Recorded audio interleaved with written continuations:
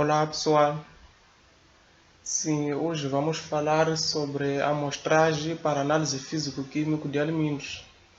É um tema muito importante na nossa área.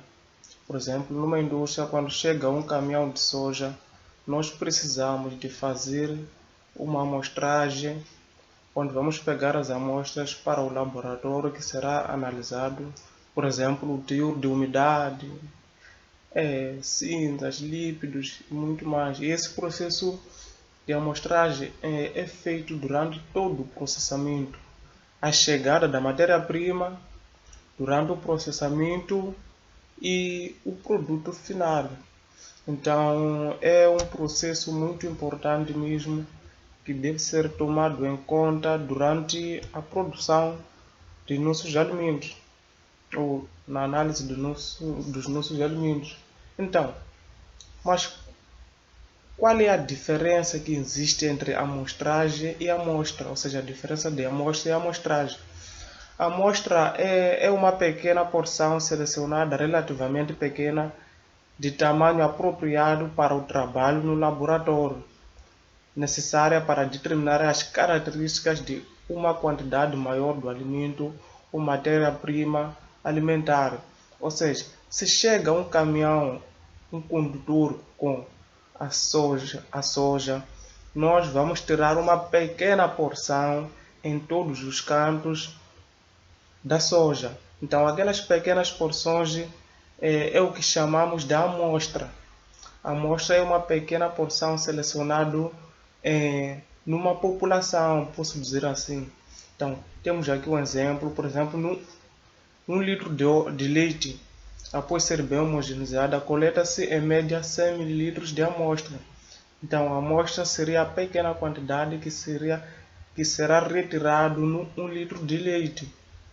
Mas o que seria a amostragem? A amostragem já seria todos os procedimentos que serão usados para coletar as amostras de uma população, ou nós estamos a falar de alimentos, de uma certa quantidade de alimentos.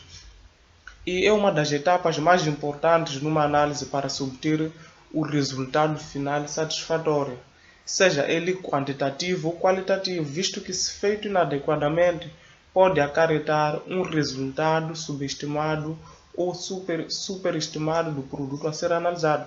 Ou seja, quando o produto a ser analisado está em maiores quantidades, por exemplo, no caso de produtos sólidos, o processo de amostragem deve ser feito quase em todos os cantos do nosso alimento. No caso de soja, por exemplo, as amostras devem ser coletadas em todos os cantos com o objetivo de obter resultados assim confiáveis. Mas no caso de amostras líquidas, basta ser bem homogeneizada.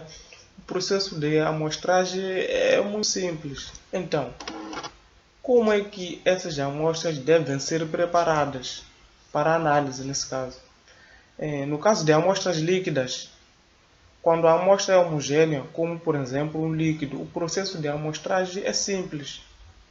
É aquilo que eu havia dito, que nas amostras líquidas, ou seja, uma certa quantidade de um produto líquido, o processo de amostragem é muito simples, porque basta fazermos um processo de agitação manual ou mecânica para que a amostra seja homogênea. Podemos retirar uma certa quantidade de amostra que nós queremos. Mas no caso de amostras sólidas, o material heterogêneo, ou seja, uma mistura sólida, no caso de cereais, haverá necessidade de combinar várias porções, que é aquilo que eu já expliquei. E essas amostras vão requerer que passem de umas certas operações, está a ver, como a moagem, no caso de cereais.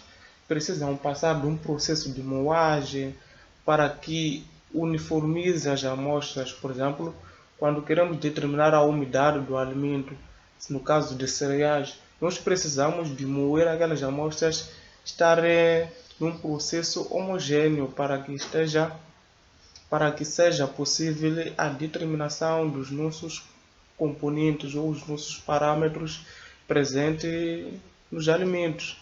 Então a nossa aula termina por aqui. Se você gostou, não se esqueça de se inscrever no meu canal. Tchau!